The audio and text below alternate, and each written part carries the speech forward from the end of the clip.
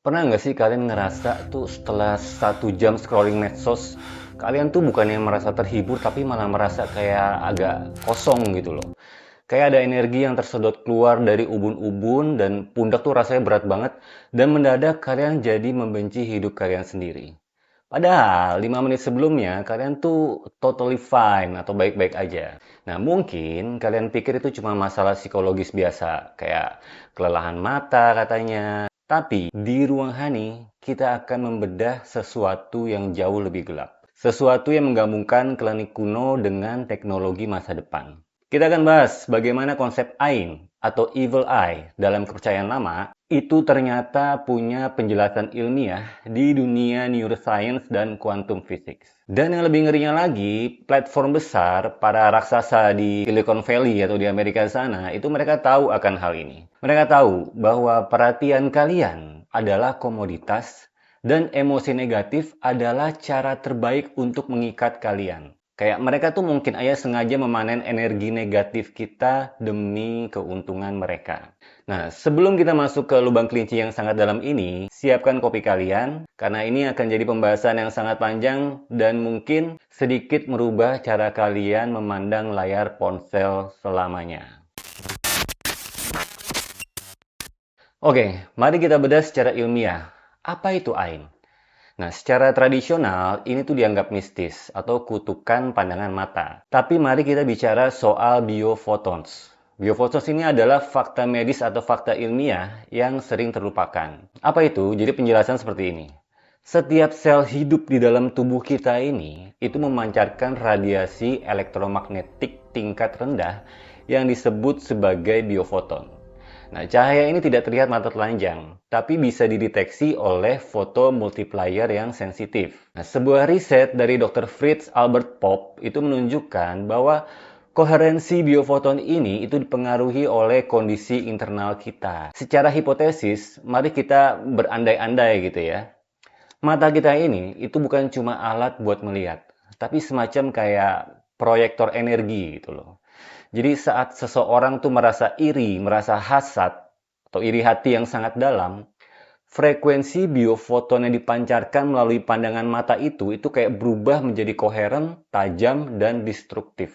Nah, dulu Ain tuh terbatas pada jarak pandang mata secara langsung di pasar, di tempat lain, atau di jalanan. Nah, tapi di era digital, foto atau video kamu adalah wakil digital dari energi fisikmu. Jadi ketika jutaan orang itu melihat fotomu atau videomu dengan frekuensi yang iri atau hasad, secara kuantum itu menciptakan kayak semacam akumulasi beban energi yang nyata, yang bisa mempengaruhi fisik kamu. Nah, inilah alasan logis mengapa banyak orang yang baru viral karena prestasi atau apa, misalnya baru pamer rumah baru atau jabatan baru, tiba-tiba kena skandal aneh atau musibah nggak masuk akal tepat setelahnya. Nah, ini tuh bukan cuma soal nasib.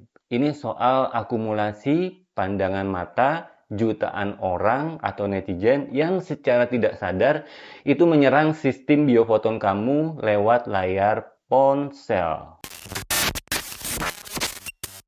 Sekarang kita masuk ke kenapa algoritma seolah-olah mendukung energi negatif ini. Kenapa konten konflik, perselingkuhan, atau drama spill-spillan itu selalu menang di FYP kamu dibandingkan konten edukatif? Jawabannya ada di amigdala. Amigdala adalah bagian kecil di otak kita yang berfungsi sebagai alarm bahaya 24 jam. Nah, sejak zaman purba, itu manusia punya negativity bias. Jadi kita kayak diprogram secara evolusi untuk lebih memperhatikan harimau yang mau menerkam daripada bunga yang lagi mekar gitu saking indahnya. Nah, algoritma media sosial adalah pemburu yang sudah tahu kode akses ke alarm amigdala kamu. Nah, di Indonesia kita sering melihat fenomena outrage marketing. Kalian perhatikan nggak?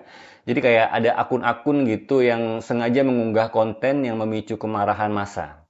Nah, menghina profesi tertentu atau memamerkan kekayaan secara tidak etis. Mereka tahu, semakin banyak orang berdebat di kolom komentar, itu akan semakin tinggi skor video tersebut di mata AI. Jadi bagi AI, konflik adalah seperti kayak bahan bakar murni gitu loh. Mereka sengaja mempertemukan dua kelompok yang berbeda pendapat, misalnya kayak tim bubur diaduk vs tidak diaduk. Nah, hingga pilihan politik yang ekstrim dalam satu kolom komentar. Tujuannya biar mereka ribut. Karena kalau ribut, durasi tonton naik, jumlah ketikan naik, dan nilai saham perusahaan mereka ikut naik gitu loh. Jadi kita semua cuma kayak bidak di atas papan catur kode komputer yang dirancang untuk membuat kita tetap marah. Lalu pertanyaannya, kenapa kita nggak bisa berhenti meskipun kita tahu itu tuh beracun gitu loh, toksik? Jawabannya adalah dopamin loop. Jadi banyak yang salah paham, mengira dopamin itu tuh sebagai hormon kesenangan. Padahal, lebih tepatnya mungkin dopamin adalah hormon pencarian dan antisipasi. Jadi media sosial menggunakan teknik variable reward. Jadi persis kayak mesin slot di kasino. Kalau kamu scroll-scroll tanpa tahu apa yang akan muncul berikutnya, itulah yang memicu ledakan dopamin terus-menerus. Tapi ada yang lebih adiktif dari sekedar video lucu, yaitu moral grandstanding, atau merasa diri kita sendiri itu lebih suci gitu. Jadi saat kita menghujat orang yang menurut kita salah di internet, otak kita tuh kayak melepaskan hormon yang membuat kita tuh merasa paling unggul secara sosial gitu loh. Dan inilah kenapa kasus perselingkuhan sangat profitable bagi platform. Karena algoritma tahu, kalau dia kasih kamu musuh bersama, kayak common enemy, public enemy, kamu akan butuh berjam-jam di sana untuk mengetik hujatan. Kamu merasa sedang menegakkan keadilan gitu loh. Padahal kamu sedang memberikan makan bagi algoritma. Nah, sebuah riset dari MIT bahkan menemukan bahwa berita palsu dan konten penuh kebencian itu menyebar 6 kali lebih cepat daripada kebenaran. Kenapa? Karena kebenaran itu seringnya tuh membosankan dan datar. Nah, sementara kebencian itu punya sayap bernama emosi primal yang menyentuh ego terdalam kita. Di tahun 2026 ini, AI sudah sangat canggih.